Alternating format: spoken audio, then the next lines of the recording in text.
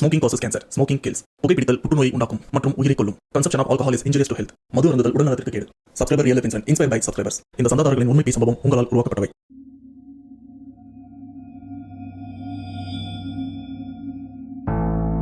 Hi வணக்கம், welcome to back to Raven. Subscriber real life இன்சிடென்ட்ல இன்னைக்கு எனக்கு நல்லாவே தெரியும் அந்த விழுப்புரம்ல நடந்த பார்ட் 2 சம்பவத்துக்காக தான் நீங்க காத்திருக்கீங்க அப்படின்னு. அண்ட் நீங்க எக்ஸ்பெக்ட் பண்ற மாதிரி அந்த பார்ட் 2ல பாத்தீங்கன்னா நிறைய அமானுஷமான விஷயங்களும் நடந்திருக்கும். அதை பத்தி தான் இப்ப நாம பொறுமையா டீட்டெயில்டா பார்க்க போறோம். ஸோ அவரை டைம் வேஸ்ட் பண்ணாம டைரக்டா சம்பவத்துக்குள்ள போயிடலாம்.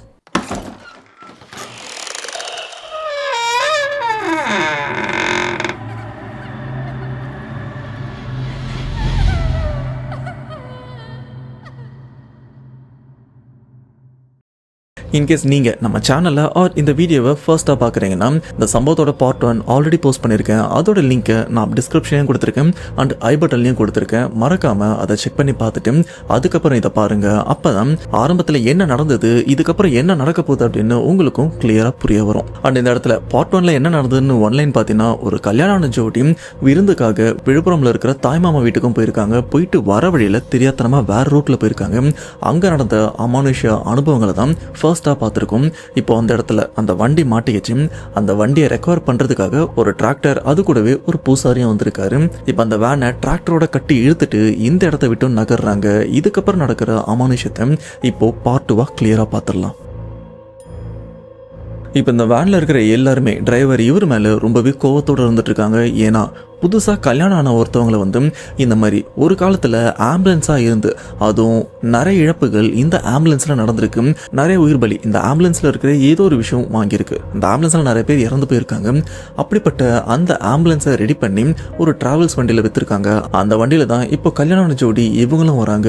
இந்த ஒரு விஷயம் தெரிஞ்சதுக்கப்புறம் ரொம்பவே கோவத்தோட, அவனை ஊர் மட்டும் வரட்டும், உன்னை என்ன பண்ணுறேன் பாரு அப்படின்னு இந்த வண்டியில் இருக்கிற எல்லாருமே கோவத்தோடு இருக்காங்க. பட் இப்போதைக்கு இவங்களுக்கு என்ன தேவைன்னா, பத்திரமா இந்த இடத்த விட்டு நாம தாண்டி போயிடணும் அப்படின்னு தான் இந்த வண்டியில் இருக்கிற எல்லாருமே ஒரு பயத்தோடு இருந்துட்டு இருக்காங்க. இந்த இடத்துல அந்த டிராக்டர்ல தானே இந்த வேனை கட்டி இழுத்துட்டும் போறாங்க. இதனால வேகமா போக முடியாது அப்படின்னு ஓரளவுக்கு பொறுமையா நிதானமா தான் போயிட்டும் இருக்காங்க. அப்படி இந்த வண்டி மூவ் ஆயிட்டு இருக்கும்போது இந்த வேன்ல தானே இந்த கல்யாண ஜோடி கலையரசன் அவரோட மனைவியா இருந்துட்டு இருக்காங்க. மற்ற எல்லாருமே இருந்துட்டு இருக்காங்க. அப்போ எல்லாருமே அமைதியா இந்த இடத்த விட்டு தாண்டா போதும் அப்படின்னு எதுவுமே பேசாம அந்த பயத்தோட தான் உட்கார்ந்துட்டு இருக்க. அப்ப திடீர்னு அந்த இடத்துல ஏய் அப்படின்னு ஒரு குரலும் கேக்குது. அந்த குரல் எப்படி இருக்குன்னா, ஆணுடைய குரல் மாதிரியும் இல்ல, பெண்ணுடைய குரல் மாதிரியும் இல்ல, இதுக்கு இடைப்பட்ட பாலினம் மாதிரி அந்த ஒரு குரலும் இருக்க. உடனே வண்டியில இருக்கிற எல்லாருமே திரும்பி பின் சீட்டையும் பாக்குறாங்க. ஆனா பின் சீட்ல எந்தவித அசம்பாவிதமும் இல்லாம ஆல்ரெடி அந்த வயசு பொண்ணு ஜன்னல்ல இருந்து எட்டி பார்த்து அந்த பேயால கொஞ்சம் அடி வாங்கியிருக்கும் பாத்தீங்களா. அந்த பயத்தோட தான் அந்த பொண்ணு உட்காந்துட்டு இருக்க. எல்லாருமே அந்த பொண்ணை தான் பாக்குறாங்க. நீயா கூப்பிட்ட அப்படின்னு. அப்ப அந்த பொண்ணு இல்லைன்னு சொல்லும் போது பாத்தீங்கன்னா திரும்ப அந்த ஒரு குரல் ஹேய் அப்படின்னு கேட்க. இப்ப எல்லாருமே வேற டைரக்ஷன்ல திரும்பி பாக்குறாங்க. அதுதான் கலை. இவர் உட்காந்துட்டு இருக்காருல அந்த சீட்டை திரும்பி பாக்குறாங்க. பார்த்தா அந்த இடத்துல கலை இவர் நார்மலா தான் இருக்காரு. ஆனா கலை அவர் பக்கத்துல உட்காந்துட்டு இருக்கிற அவருடைய மனைவி தலையை குனிஞ்ச மாதிரி அப்படின்னு மூச்சு வாங்கிட்டு உட்காந்துட்டு இருக்காங்க. ஆனா ஆரம்பத்துல பார்த்த எல்லாருமே ஓகே, அந்த பொண்ணு பயத்துல இருக்கு போல இருக்கு அப்படின்னு கலை நீ அப்பா கூப்பிட்ட அப்படின்னு கேட்க, கலை இவரும் அங்க இருக்கிற எல்லாருக்கிட்டுமே அத்தை மாமா நான் எதுவும் கூப்பிடல, ஆனா சத்தம் எனக்கு பின்னாடி இருந்து தான் வந்தது அப்படின்னு அவரும் அவங்க மனைவியை பார்க்குறாரு. பார்த்தா அவங்க மனைவி ஒரு மாதிரி தலையை குனிஞ்ச மாதிரி தான் உட்காந்துட்டு இருக்க. கலை இவரும் அப்படி பொறுமையா அவர் மனைவியை தொட்டு ஏய் என்னாச்சு உனக்கு அப்படின்ற மாதிரி இவரும் கேட்க. அப்ப திடீர்னு அவங்க மனைவி அந்த கையை தட்டி விட்டுட்டு கலையோட கழுத்தை பிடிச்சி அப்படி நெரிக்கவும் ஆரம்பிக்கிறாங்க. அப்போ கலை அவங்க மனைவியோட அந்த முகம் எப்படி இருந்தது தெரியுமா? கண்ணு, மூக்கு, வாய் அண்டு காது வழியா ரத்தம் வழிஞ்சு அண்ட் அந்த ரத்தம்லாம் சொட்டிகிட்டே இருந்ததுன்னா எப்படி இருக்கும், அந்த மாதிரி தான் அந்த பொண்ணுடைய முகம் ரொம்பவே விகாரமா. இது கூடவே அந்த கண்ணு கருவிழி இல்லாமல் ஃபுல் அண்ட் ஃபுல் வெள்ளையாகவும் இருந்துட்டு இருக்க. இது மட்டும் இல்லாமல் கலை அவருடைய மனைவியோட அந்த கை ரொம்பவே முரட்டுத்தனமாகவும் இருந்துட்டு இருக்கு. கலை அவரோட கழுத்தை அப்படி பிடிச்ச உடனே பக்கத்தில் இருக்கிற எல்லாருமே பயந்து கலை அவங்க மனைவியை தடுக்கலான்னு முயற்சி பண்ணுறாங்க. ஆனால் யாராலையுமே தடுக்க முடியல. அப்போ கலை அவங்க மனைவி அவருடைய கழுத்தை பிடிச்சிட்டு இங்கே இருக்கிற எல்லாருமே அப்படி திரும்பி பார்த்த மாதிரி ஒரு மாதிரி கோரமாக சிரிக்கவும் ஆரம்பிக்குது. அந்த சிரிக்கிறதுக்கான அர்த்தம் எப்படி இருக்குன்னா, எல்லாருமே வசமா என்கிட்ட மாட்டிக்கிட்டீங்க அப்படின்ற மாதிரி. இங்க இருக்கிற யாராலையுமே தடுக்கவும் முடியல. அப்ப அந்த வண்டியில பூசாரி அதிர்ஷ்டவசமா அந்த இடத்துல பூசாரி வந்திருக்காரு. அவரும் கலை இவங்க மனைவி கிட்ட வந்து கலையோட முகத்தையும் பார்க்குறாரு. பார்த்துட்டு ஒரே வார்த்தை தான் சொல்றாரு, இது அதுவா இருக்கக்கூடாது அப்படின்ற மாதிரி. இந்த ஒரு வார்த்தையை கேட்கும்போது இங்க இருக்கிற யாருக்குமே ஒன்றும் புரியல. இந்த பூசாரி என்ன சொல்ல வராரு அப்படின்னு. ஏன் தாய்மாமா இவரும் பக்கத்தில் தானே இருக்காரு, அவருக்கும் ஒன்றும் புரியாம அவரே ஒரு மாதிரி அதிர்ச்சியோட பூசாரியை பார்க்குறாரு.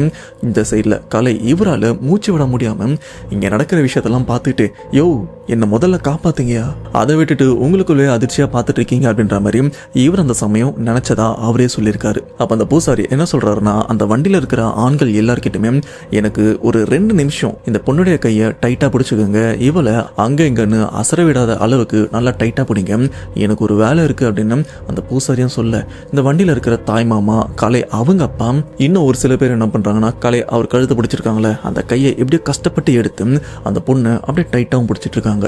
அப்ப இந்த பூசாரி இவர் என்ன பண்றாருன்னா, அந்த பொண்ணோட உச்சி முடி இருக்கு பாத்தீங்களா, அதை அப்படியே ஒரு 10 முடி 15 முடி இருக்கிற மாதிரி அப்படியே கொத்தா பிடிச்சி அப்படியே தலையோட புடுங்கி எடுத்துடுறாரு. அண்ட் அந்த முடி என்ன பண்றாருன்னா, இப்ப அந்த பொண்ணு கண்ணு மூக்கு காது வாயிலெல்லாம் ரத்தம் வந்துட்டு இருக்குல்ல, சொல்ல போனா அந்த ரத்தம் அந்த பொண்ணுடைய உடம்புல இருந்து தான் வந்துட்டு இருக்கு.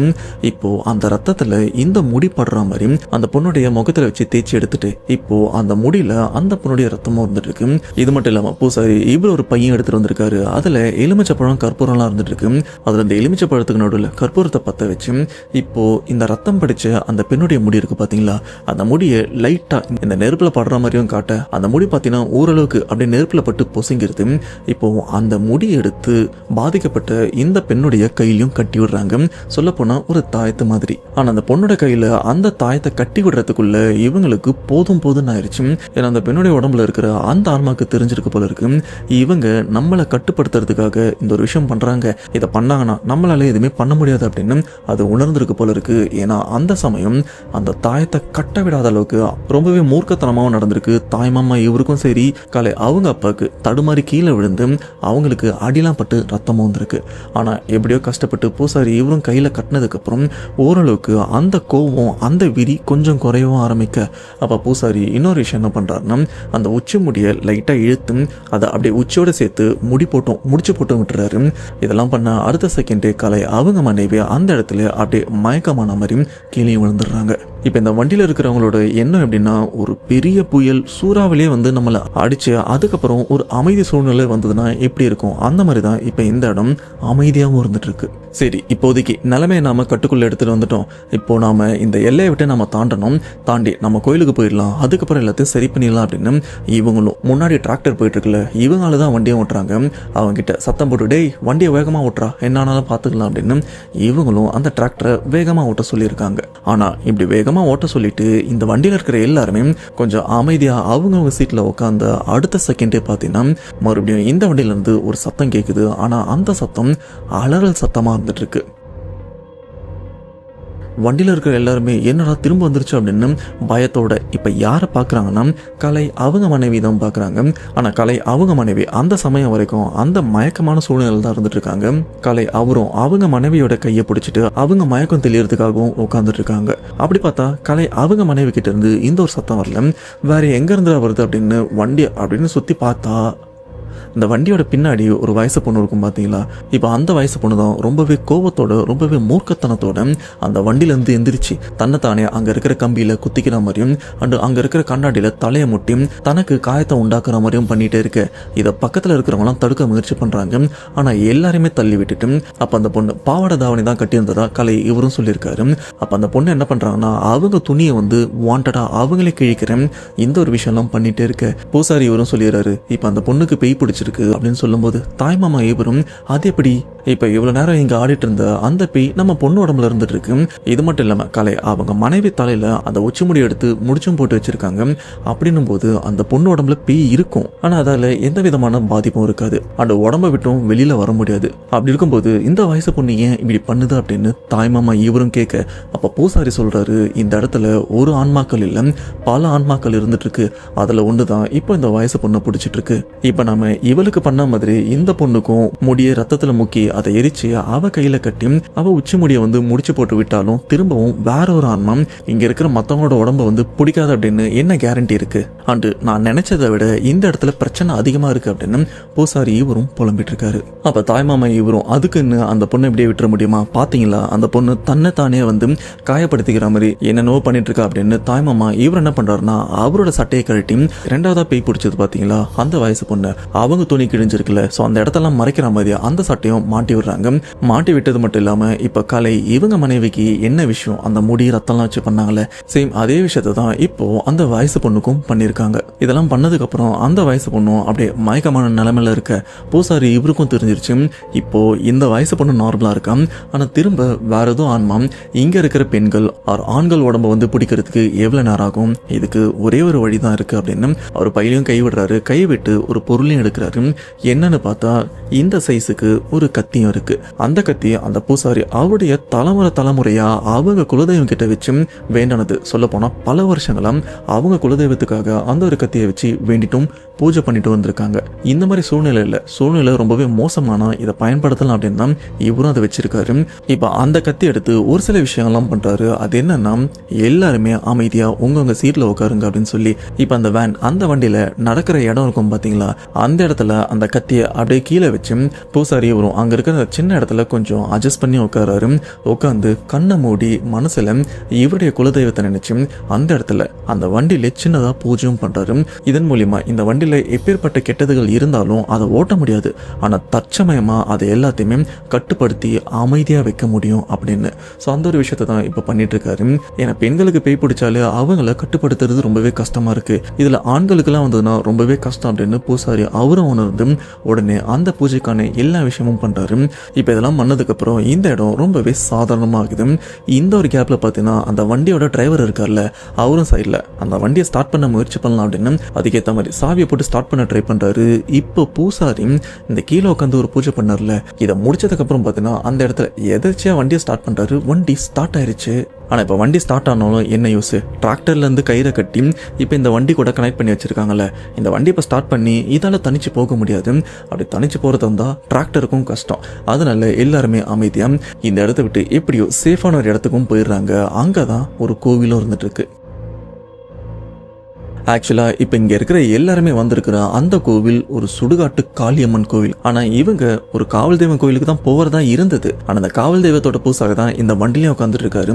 அவரு தான் சொன்னாரு, நம்ம கோவிலுக்கு போக வேண்டாம், இந்த இடத்துல ஒரு சுடுகாட்டு காளியும் இருந்துட்டு இருக்காங்க, அங்கே போனாதான் இங்கே நடக்கிற விஷயத்த சரி பண்ண முடியும். நான் சொல்கிறேன் அந்த இடத்துக்கு போங்க, முன்னாடி போகிற அந்த வண்டியும் அந்த இடத்துக்கு போக சொல்லுங்க அப்படின்னு சொன்னதுனால தான் இப்போ இவங்க எல்லாருமே சுடுகாட்டு காளி கோவிலுக்கு வந்திருக்காங்க. அண்டு அந்த இடமே இப்போ இருளோன்னு இருந்துட்டு இருக்கு. ஏன்னா இது எல்லாமே பார்த்தீங்கன்னா நடுராத்திரி நடந்துட்டும் இருக்கு. இப்போ கோவில் கிட்ட வந்ததுனால வண்டியில் இருக்கிற எல்லாருக்குமே பயம் அப்படின்ற விஷயம் கொஞ்சம் குறைஞ்சும் இருக்கு. ஏன்னா கோவிலை பார்த்துட்டாங்கல்ல. இப்போ அந்த சுடுகாட்டு காளி அந்த கோவிலில் பார்த்தீங்கன்னா ஆளுங்கன்னு யாருமே இல்லை, பூசாரி கூட இல்லை. ஏன்னா அவரு வேலையெல்லாம் முடிச்சுட்டு வீட்டுக்கும் போயிட்டு இருக்காங்க. ஆனால் அவருக்கு விஷயத்த சொல்லி அனுப்பிட்டாங்க. அவரும் அங்கேருந்து கிளம்பி வந்துட்டும் இருக்காங்க. இப்போ இந்த கோவிலில் இவங்களும் ஒரு அரை மணி நேரம் காத்துட்டும் இருக்காங்க. ஏன்னா பூசாரி வர வேண்டியிருக்குல்ல. சரியா அரை மணி நேரம் தாண்டதுக்கு அப்புறம் பூசாரி அவரும் கோவிலுக்கு வராரு. அண்ட் இங்க அந்த காவல் தெய்வம் கோவில் பூசாரியும் இந்த சுடுகாட்டு காளி பூசாரி இவங்க ரெண்டு பேருமே ரொம்ப வருஷமா தெரிஞ்சவங்களா இருந்துட்டு இருக்காங்க. இதுல காளி கோவில் பூசாரி இவரும் காவல் தெய்வம் பூசாரி அவர்கிட்ட, என்னப்பா யாருக்கு என்ன பிரச்சனை, இந்த நேரத்துக்கு இது வரைக்கும் என்ன நீங்க கூப்பிட்டதில்லை, அப்பனா கண்டிப்பா பெரிய பிரச்சனையா தான் இருக்கும் என்னன்னு கேட்கும்போது பூசாரி அவரும் நடந்த எல்லா விஷயத்தையுமே சொல்ல, சரி யார் அவங்க முன்னாடி கூப்பிடுங்கன்னு சொல்ல, இப்போ கலை அவங்க மனைவி, இதுல கலை இவங்க இப்போ கொஞ்சம் மயக்க தெரிஞ்சு ஓரளவுக்கு அரை மயக்கத்துல இருக்காங்க. இவங்க ரெண்டு பேருமே முன்னாடி வராங்க. அந்த சைட்ல பாத்தீங்கன்னா அந்த வயசு பொண்ணு அப்படியே கைத்தாங்களா பிடிச்சி முன்னாடியும் கூட்டிட்டும் வராங்க. இதுல அந்த பூசாரி ஃபர்ஸ்ட் அந்த வயசு பொண்ணை பாக்குறாங்க. பார்க்கும்போது அவருக்கும் புரிஞ்சிருச்சு, ஓ நீ தான் இங்க வந்திருக்கியா அப்படின்னு. அப்படியே அங்க பார்த்துட்டு இங்க இருக்கிற கலை அவங்க மனைவியை பார்க்கும்போது அந்த பூசாரி ஒரு செகண்ட் அப்படியே உத்து பார்த்துட்டு அதிர்ச்சி ஆகுறாரு. நீங்க எப்படி இங்க வந்தீங்க அப்படின்னு கலை அவங்க மனைவியை பார்த்து கேட்க, கலைக்கும் ஒன்றும் புரியல. சுத்தி இருக்கிற எல்லாருமே சாமி என்னாச்சு அப்படின்னு கேட்க, அப்போ சுடுகாட்டு காளி பூசாரி அவரும் கேட்குறாரு, நீங்க எனக்கு எப்போ ஃபோன் பண்ணீங்க அப்படின்னு கேட்க, அப்போ காவல் தெய்வம் பூசாரி அவர் என்ன சொல்றாருன்னா, நான் உங்களுக்கு ஃபோன் பண்ணி அரை மணி நேரம் கிட்ட இருக்கும் அப்படின்னு அவரும் சொல்ல, இப்போ காளி கோவில் பூசாரி இவர் என்ன சொல்றாருன்னா, இந்த கோவிலிருந்து எங்க வீடு வெறும் 1.5 கிலோமீட்டர் தான், நான் நடந்து நடந்து வந்திருந்தா கூட 10-15 நிமிஷத்துல இங்கேயே வந்திருப்பேன். ஆனா என்கிட்ட வண்டி இருக்குன்னும் போது அதிகபட்சம் ஒரு 3 நிமிஷத்துக்குள்ள என்னால அதுவும் இந்த சமயத்துல வர முடியும். ஆனா நான் வரத்துக்கு அரை மணி நேரம் இருக்கும். அதுக்கு காரணம் என்ன தெரியுமா? நான் வண்டியில வந்துட்டே இருந்தேன். ரோடெல்லாம் காலியா தான் இருந்தது. அப்ப தூரத்துல ரோட்ல ஏதோ ஒரு பொண்ணு படுத்துட்டு இருந்த மாதிரி, சொல்ல போனா அடிபட்டு படுத்துட்டு இருந்த மாதிரி இருந்தது. இதை பார்த்த எனக்கு பதறியும் போயிருச்சு. இந்த நடுராத்திரி யாருக்கோ என்னவோ ஆச்சு அப்படின்னு பயந்து போய் நானும் வண்டியை ஓரமா நிறுத்திட்டு கீழே விழுந்த அந்த பெண்ணை எழுப்பலாம் அப்படின்னு கொஞ்சம் கிட்ட போனேன். அப்போ என் மனசு இந்த ஒரு விஷயத்த பண்ணாத, இந்த இடத்த விட்டு கிளம்பிடு அப்படின்னு என் உள் மனசு சொல்லவும் ஆரம்பிச்சது. எப்பவுமே என் உள் மனசு ஒரு விஷயம் சொல்லிச்சுன்னா கண்டிப்பா அது உண்மையா தான் இருக்கும். ஆனா இந்த இடத்துல என் உள் மனசு சொல்ற விஷயத்தை கேட்கறதா இல்ல அடிப்பட்ட இந்த பொண்ணை நான் காப்பாத்துறதா அப்படின்னு எனக்கு ஒன்றும் புரியாம ஒரு நிமிஷம் நானும் அப்படியே முழிச்சிட்டு வந்து என்ன பண்றது அப்படின்னு. சரியா சொல்ல போனா எனக்கும் கீழே விழுந்திருக்கிற அந்த பொண்ணுக்கும் ஒரு 5-10 அடிக்குள்ளதான் டிஸ்டன்ஸ் இருக்கும். அவளுக்கிட்ட தான் நானும் இருந்தேன். அப்போ எனக்கு பின்னாடி யாரோ ஒருத்தவங்க சிரிச்சுட்டே என்ன என் முதுகு பின்னாடி நடந்து போனா எப்படி இருக்கும், அதுவும் குறுக்க நடந்து போனா எப்படி இருக்கும், அந்த மாதிரி சிரிப்பு சத்தம் கேட்க யாரோ இங்க இருக்காங்க அப்படின்னு நினைச்சு நானும் திரும்பி பார்த்தேன். ஆனா பின்னாடி யாருமே இல்லை. இப்ப நான் பின்னாடி திரும்பி பார்க்கும்போது மறுபடியும் எனக்கு பின்னாடி அந்த ஏதோ ஒன்று சிரிச்சுட்டு என்னையும் கிராஸ் பண்ணிச்சு. இப்படி 2வது தடவை சிரிக்கிற சத்தம் கேட்ட உடனே நானும் திரும்பி பார்த்தேன். திரும்பி பார்த்தா ஆளுன்னு யாருமே இல்லை. சரி இந்த பொண்ணுக்கு உதவி பண்ணலாம் அப்படின்னு கீழே குனிஞ்சு பார்த்தா இவ்வளவு நேரம் கீழே படுத்துட்டு இருந்த அந்த பொண்ணையும் ஆளை காணோம். அப்பதான் எனக்கும் புரிஞ்சது என் உள் மனசு சொன்னது உண்மைதான். இங்க இந்த விஷயம் நடக்கிறதுக்கு காரணம் அமானுஷ்யம் தான் அப்படின்னு.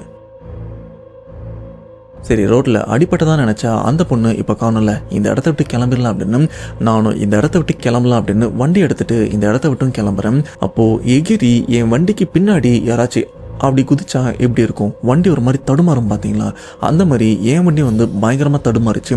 தடுமாறுனா அடுத்த செகண்டே நான் பிரேக்கை போட்டு ஏதாச்சும் மேடு மேலே இல்லைனா கல் மேலே ஏற்றிட்டேனா, ஏன்னா அந்த இடம் கொஞ்சம் இருட்டாக தான் இருந்தது.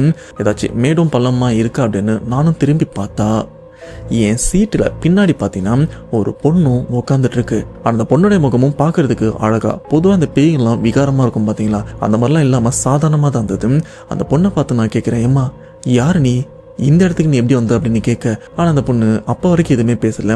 அப்போதான் ஒரு விஷயத்தையும் நோட் பண்ணேன். அந்த பொண்ணோட கழுத்தில் புதுசாக கட்டின மஞ்சள் தாலி கயிறும் அது புதுசாக தான் கட்டியிருக்காங்க. அந்த ஒரு விஷயத்தையும் பார்க்கும்போது எனக்கே கொஞ்சம் கை கால்லாம் நடுங்க ஆரம்பிச்சது. அப்போ நானும் பொறுமையாக கேட்டேன், யார்மா நீ அப்படின்னு கேட்கும்போது அந்த பொண்ணு இப்போ வரைக்கும் என்ன பார்க்கல. 3வது அந்த பொண்ணு யார் நீ அப்படின்னு கொஞ்சம் மிரட்டுற மாதிரி கேட்கும்போது தான் அந்த பொண்ணும் ஒரு மாதிரி முறைக்கிற மாதிரி என்னை திரும்பி பார்த்தது பாருங்க. அப்போ அந்த பொண்ணு முகம் அப்படி திரும்பும் போது அந்த பொண்ணோட கண்ணு, மூக்கு, வாய், காதுல இருந்து ரத்தம் அப்படியே சொல்ல போனா பீச்சிட்டு வர மாதிரி ஊத்தவும் ஆரம்பிச்சது. அந்த செகண்ட்ல அந்த பொண்ணு கண்ணுல கருப்பு விழி இருக்கும்ல, அதெல்லாம் மறைஞ்சு ஃபுல் அண்ட் ஃபுல் வெள்ளையாயி என்ன ஒரு மாதிரி கோரமா பார்த்தது பாருங்க. வண்டி தடுமாறின அதிர்ச்சியில நானும் கிளச்சை விட்டுட்டேன். வண்டியும் ஆஃப் ஆயிருச்சு.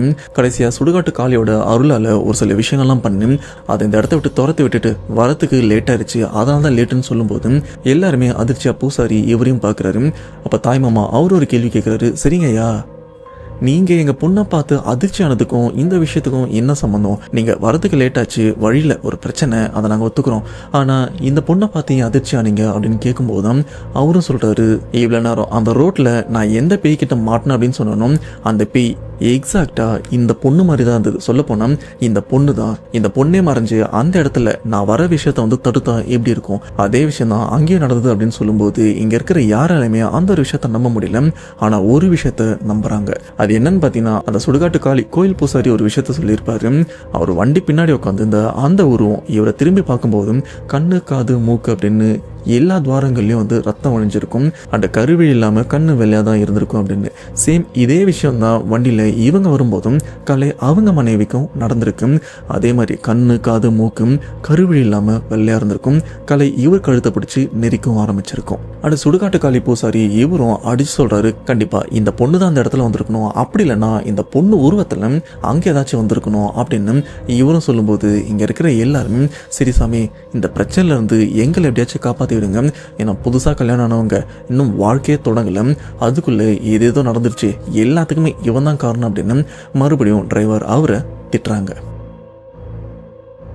இப்போ காளி கோயில் பூசாரியும் இருங்க, உண்மையிலே இங்கே என்ன நடந்திருக்குன்னு நானும் காளி சார்பாக கணிச்சு சொல்கிறேன் அப்படின்னு இவரும் அந்த கணிக்கிற விஷயத்துலையும் இறங்கவும் ஆரம்பிக்கிறாரு. அண்ட் எல்லாருமே அமைதியாக அந்த இடத்துலையும் உட்காந்துட்டு இருக்காங்க. அப்படி உட்காந்துட்டு இருக்கும்போது இந்த இடத்துல அந்த காவல் தெய்வம் கோயில் பூசாரி அவரும் என்ன நடக்குது அப்படின்னு வேடிக்கை பார்த்துட்டு இருக்க காளி கோயில் பூசாரி இவரும் கண்ணை மூடி கணிக்கவும் ஆரம்பிக்கிறாரு. இவரும் கண்ணை மூடி கணிச்சு அதிர்ச்சியோட எந்திரிக்கிறாரு. எந்திரிச்சு ஒரே விஷயம் தான் சொல்றாரு, கலை அவங்க மனைவியை பார்த்து வெளியில போ, இந்த இடத்துல நீ நிற்கிறதுக்கு தகுதி கிடையாது, வெளியில் போ அப்படின்னு சொல்ல இதை பார்த்து இங்கே இருக்கிற யாருக்குமே ஒன்றும் புரியல. கலை இவரும் எதுக்கு என் மனைவி இப்படி சொல்கிறீங்க அப்படின்னு கேட்க, இப்போ பூசாரி நீ அமைதியாரு, இது உன் மனைவியே கிடையாது, நீ வெளியில் போ, நீ வெளியில் போ அப்படின்னு சொல்ல எல்லாருமே அதிர்ச்சியாக பார்க்குறாங்க. இதில் கலை அவங்க அப்பா, தாய்மாமா, அம்மா எல்லாருமே ஐயா என்னாச்சு அப்படின்னு கேட்க எல்லாருமே யாரும் இப்போ என்கிட்ட எதுவுமே கேட்காதீங்க, எல்லாருமே அமைதியாக இருங்கன்னு சொல்லியிருக்காங்க. அப்போது கலை அவங்க மனைவி இவ்வளோ நேரம் மயக்கமான மாதிரி அப்படியே உடம்புலாம் ஒரு மாதிரி தளர்ந்து போய் தானே இருந்தது. இப்போது அதுலேருந்து தெரிஞ்சு ரொம்பவே ஸ்ட்ராங்காக இருந்தால் எப்படி ஃபீல் பண்ணுவாங்க, அந்த மாதிரி கலை அவங்க வைஃபும் ரொம்பவே சாதாரணமாக இல்லை, ரொம்பவே திமிரத்தனமாக அந்த இடத்த விட்டு அப்படியே நகர்ந்து வந்து தனியாகவும் நிற்கவும் ஆரம்பிக்கிறாங்க. இதை பார்த்த கலை இவருக்கும் ஒன்றும் புரியல, அவரே அப்படியே அப்படின்ற மாதிரி பார்த்துருக்காரு. ஏன்னா இவ்வளோ நேரமாக கலை அவங்க மனைவியை எந்திரி, உனக்கு எப்படி இருக்கு, உடம்பு நார்மலாக இருக்கா, சரியாயிரும் அப்படின்னு அவரும் அவங்க மனைவி வந்து கொஞ்சம் தேத்தி வச்சிருந்தாரு. இல்லை அங்கே இருக்கிற எல்லாரையும் பொறுத்த வரைக்கும் கலை அவங்க மனைவி இந்த ஒரு விஷயத்துலேருந்து வெளியில் வரதுக்கு ஒரு 2-3 நாளாச்சு ஆகும் அப்படின்னு நினைச்சான். இப்போ வித்தின் செகண்டில் ரொம்பவே போல்டா, அதுவும் அவங்க நடை பார்த்தீங்கன்னா வேற யார் மாதிரி இருக்கு, பார்க்குற அந்த பார்வை கூட கலை அவங்க மனைவி நார்மலாக பார்ப்பாங்க அந்த மாதிரி சுத்தமாக இல்லை அப்படின்னு அவரே சொல்லியிருக்காரு. இப்போ கலை இவர் மட்டும் இல்லை, இங்கே இருக்கிற எல்லாருமே யோசிக்கிற விஷயம், கலை இவங்க மனைவிக்கு பேய் பிடிச்சிருக்கு, அதை ஓட்டுறதுக்காக தான் இவரும் இப்படி ரியாக்ட் பண்றாங்க அப்படின்னு கொஞ்சம் பயத்துல இருக்காங்க. பட் உண்மையிலேயே கலை இவங்க மனைவிக்கு பேய் பிடிச்சிருக்கு அப்படின்னு கேட்டீங்கன்னா இது அதுக்கும் மேல. இப்போ அந்த காளி கோயில் பூசாரி கலை அவங்க மனைவியை பார்த்து, நீ எதுக்காக இப்படி பண்ண, நீ பண்ணது உனக்கே தப்புன்னு தெரியலையா, புதுசாக வாழ்க்கையை தொடங்குற பொண்ணு இப்படி பண்ணிருக்கியே, இது உனக்கே நியாயமா இருக்கா, அந்த குடும்பத்தை பாரு, அந்த குடும்பத்துக்கு இந்த கல்யாணம் ஆன இந்த தம்பதி மூலியமா என்னென்ன கனவுலாம் இருந்திருக்கும் அப்படின்னு அவங்க முகத்தை பார்த்தனா உனக்கே தெரிய வரும். பூசாரி வரும், ஏன் இப்படி பண்ணன்னு திரும்ப திரும்ப இந்த ஒரு வார்த்தையை அழுத்தி கேட்கும் போது கலை அவங்க மனைவி கிட்ட எந்த ரெஸ்பான்ஸுமே இல்லை, ஒரு மாதிரி திமிருத்தனமாக தான் சிரிச்சிட்டும் இருக்க. அப்போ கலை இவரும் பயத்தில் அழவும் ஆரம்பிக்கிறாரு. அந்த பயம் எதுக்காகன்னு பார்த்தீங்கன்னா தன் மனைவிக்கு ஏதோ ஆக போதா அப்படின்னு ஒரு பயத்தில் அழுதுட்டு பூசாரிட்டையும் கேட்குறாரு, ஐயா என் மனைவிக்கு என்னாச்சு, எப்படியாச்சும் காப்பாற்றி கொடுங்க அப்படின்னு கேட்க அப்போ அந்த பூசாரி எந்த ஒரு வார்த்தையுமே சொல்லாமல் அமைதியாக இருக்காரு. இந்த மாதிரி சூழ்நிலையில் ஒரு சில பூசாரி மாந்திரிகர்லாம் சொல்கிற விஷயம், கவலைப்படாதப்பா நான் பார்த்துக்கிறேன் அப்படின்னு சொல்லுவாங்க. அப்படி இல்லைனா என்னால் எதுவுமே பண்ண முடியாதுப்பா, இதுக்கப்புறம் ஆண்டவன் விட்ட வழி இல்லைனா வேற எங்கன்னா பார்த்துக்கோ அப்படின்னு சொல்லுவாங்க. ஆனால் இந்த இடத்துல இந்த பூசாரி மௌனமாகவும் இருக்காரு, ரொம்பவே சோகமாகவும் இருக்காரு. இப்படி இவர் மௌனமாக சோகமாக இருக்கிறத பார்த்து மற்ற எல்லாருக்குமே கொஞ்சம் கொஞ்சமாக பயம் வந்து எல்லாருமே அந்த பூசாரிகிட்ட கேட்கும்போது அப்போதான் அந்த பூசாரி அதிர்ச்சியான விஷயமும் சொல்கிறாரு. இப்போ என் முன்னாடி இருக்கிற இந்த பொண்ணு இறந்து போய் 6 மணி நேரத்துலேருந்து 1 மணி நேரம் ஆகுதுன்னு சொல்லும்போது இங்கே இருக்கிற எல்லாருமே அந்த பூசாரியை திட்டவும் ஆரம்பிக்கிறாங்க. யோ முன்னாடி உயிரோட இருக்கா, இப்படி சொல்றியே லூசானி அப்படின்னு எல்லாருமே கோவத்தோட சொல்ல அப்போ அந்த பூசாரி, பொறுங்க நான் சொல்கிற விஷயம் மேபி உங்களை கஷ்டப்படுத்திருக்கலாம், ஆனால் இதுக்கப்புறம் தான் நீங்கள் தைரியமாக இருக்கணும், குறிப்பாக தம்பி நீ இதுக்கப்புறம் தான் தைரியமாக இருக்கணும் அப்படின்னு கலை அவரை பார்த்து சொல்கிறாங்க. ஆக்சுவலாக கலை இவங்க மனைவி இறந்து 1/2 மணி நேரத்துலேருந்து 1 மணி நேரம் ஆகுதுன்னு சொன்னாங்களே, அது உண்மை தான். ஆனால் அவங்க மனைவி இறந்ததுக்கப்புறம் இப்போ அந்த உடம்புல வந்து தற்சமயமாக வேற ஒரு ஆன்மா ஆக்கிரமித்து அந்த உடம்பை கண்ட்ரோல் பண்ணிட்டும் இருக்குது. இப்போ இந்த இடத்துல கலை அவங்க மனைவியை பேய் பிடிச்சிருக்குல்ல, இப்போ அந்த பேயை துரத்தி விட்டா கூட கலை அவங்க மனைவி உடல் வந்து பார்த்தீங்கன்னா உயிரற்ற நிலைமையில தான் இருக்கும். ஏன்னா கலை அவங்க மனைவி ஆல்ரெடி இறந்து போயிட்டு இருக்காங்க. இந்த ஒரு விஷயத்த இங்க இருக்கிற யாருமே எதிர்பார்க்கல. இது எப்படி சாத்தியம், அவன் எங்க கூட தானே இருந்தா, எதுவுமே அவளை வந்து தொந்தரவு பண்ண மாதிரியும் தெரியல. நடுவில் ஒரு விஷயம் நடந்தது, பூசாரி இவரும் சரி பண்ணிட்டாரு அப்படின்னு சொல்ல, கொஞ்சம் பொறுங்க அந்த ஒரு விஷயத்தையும் நான் கணிச்சு சொல்றேன் அப்படின்னு அந்த காளி கோயில் பூசாரி அவரும் கணிக்கிறாரு. கணிச்சதுக்கு அப்புறம் தான் அந்த கண்ணை மூடிட்டு கண்ணை மூடிட்டு இங்க இருக்கிறவங்க கிட்ட ஒரு சில கேள்விகள்லாம் கேட்கிறாரு. வண்டி ரிப்பேர் ஆகி அந்த இடத்துல நின்றுச்சுன்னு சொன்னீங்கல்ல, அப்ப அந்த வண்டியை விட்டு யாரெல்லாம் இறங்குனீங்க அப்படின்னு கேட்கும்போது எல்லாருமே டிரைவர் அவர் தான் சொல்றாங்க. அப்போ பூசாரி அவரும் கோவத்தோடு கேட்கிறாங்க, உண்மையை சொல்லுங்க வேற யார் இறங்கினா அப்படின்னு. அப்போ கலை இவர் சொல்றாரு, இல்ல அவரை மீறியும் இன்னும் 2 பேர் வண்டியை விட்டு இறங்கினாங்க. அந்த 2 பேர் யாருன்னா, முதல்ல என் மனைவி, ரெண்டாவதா இந்த பொண்ணு. அதாவது ரெண்டாவது ஒரு வயசு பொண்ணுக்கு பேய் பிடிச்சதுல இவங்க 2 பேருமே வண்டியை விட்டு கீழே இறங்கியிருக்காங்க. அதுக்கு காரணம் இயற்கை உபாதை. அவங்களுக்கு அர்ஜென்ட்டா பாத்ரூம் போக வேண்டி இருந்தது. சுத்தி இருட்டா இருக்கு அப்படின்றதுனால அந்த சந்தர்ப்பத்தை பயன்படுத்தி அவங்களும் வண்டி விட்டு இறங்கி முடிக்க வேண்டிய வேலையெல்லாம் முடிச்சுட்டு வந்திருக்காங்க. அப்போ அந்த இடத்துல அவங்களுக்கு என்ன நடந்தது, என்ன பார்த்தாங்க அப்படின்னு எதுவுமே தெரியல. அந்த வண்டியை விட்டு இறங்கின 2 பெண்களும் பார்த்தீங்கன்னா வயசு பொண்ணுங்க. அதில் ஒரு வயசு பொண்ணு கல்யாணம் ஆகாமல் இருந்திருக்கு. ஒரு வயசு பொண்ணு கல்யாணம் ஆகி ஒரு 2 மாசத்துக்குள்ள தான் இருக்கும். இந்த 2 பெண்களால தான் அங்கே இருக்கிற அந்த ஆன்மா ரொம்பவே ஈஸியாக வசீகரமாக அந்த 2 பொண்ணுங்களையும் பொசாஸ் பண்ணி படாத படுத்திருக்கு. இதோட எதிர்வழியாக தான் கலை அவங்க மனைவி இறந்தும் போயிருக்காங்க. ஆனால் அந்த காவல் தெய்வம் கோயில் பூசாரி அவரும் கலை இவங்க மனைவி உடம்புல ஒரு ஆன்மா இருந்ததில்ல. அந்த சமயமே கலை அவங்க மனைவி இறந்தும் போயிட்டு இருக்காங்க. ஆனால் அவரை பொறுத்த வரைக்கும் கலை இவங்க மனைவி பேய் பிடிச்சிருக்கு, இந்த பேயை நம்ம இடத்துல போய் ஊட்டிக்கலாம் அப்படின்னு தான் அவர் அந்த ஆன்மாவை தற்சமயம் அமைதியாக இருக்கும்படி அந்த விஷயங்கள்லாம், அந்த ரத்தம் முடி அந்த மாதிரி விஷயங்கள்லாம் பண்ணி தற்சமயமாக அமைதிப்படுத்தியிருக்காரு. கடைசியாக சுடுகாட்டுக்காளி அந்த கோவிலில் இந்த பேய் ஓட்டுற சடங்கெல்லாம் பண்ணுறாங்க. ஃபர்ஸ்ட் அந்த வயசு பொண்ணுக்கு பண்ணுறாங்க. பண்ணதுக்கப்புறம் அந்த வயசு பொண்ணு சாதாரணமாயிட்டாங்க. ஆனால் இந்த இடத்துல ஏதாச்சும் ஒரு மேஜிக் நடந்து கலை இவங்க மனைவி உயிர் வந்துடும் அப்படின்னு நினைச்சா கடைசி வரைக்கும் வரல. ஏன்னா பேய் ஓட்ட சடங்கெல்லாம் முடிஞ்சு கலை அவங்க மனைவி உடம்புல இருக்கிற அந்த ஆன்மாவை துரத்தி விட்டா அடுத்த செகண்ட் கலை அவங்க மனைவி உடம்பு உயிர் இல்லாமல் அப்படியே கீழே தரையோட தரையாக விழுந்தும் இருக்கு. இறந்தும் போயிட்டாங்க. இதுக்கப்புறம் அவங்களுக்கு செய்ய வேண்டிய காரியங்கள்லாம் செஞ்சும் முடிச்சிருக்காங்க.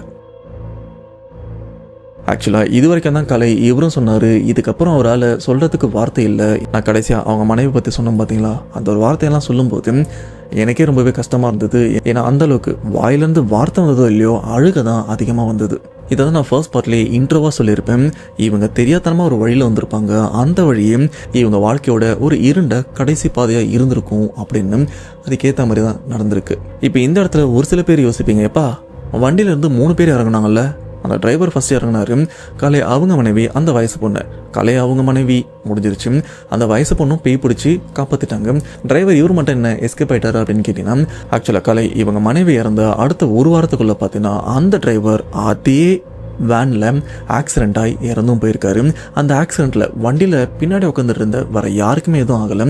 ஆனால் அந்த டிரைவர் இவர் மட்டும் இறந்து போயிருக்காரு. மேபி இந்த ஆக்சிடென்ட் எதர்ச்சியாக கூட நடந்திருக்கலாம், ஒரு ஆக்சிடெண்ட்டாக கூட இருக்கலாம், ஆர் இங்கே நடந்ததுக்கும் இதுக்கும் ஏதாச்சும் சம்மந்தம் கூட இருக்கலாம். பட் என்னால் எதுவுமே கிளியராக சொல்ல முடியல.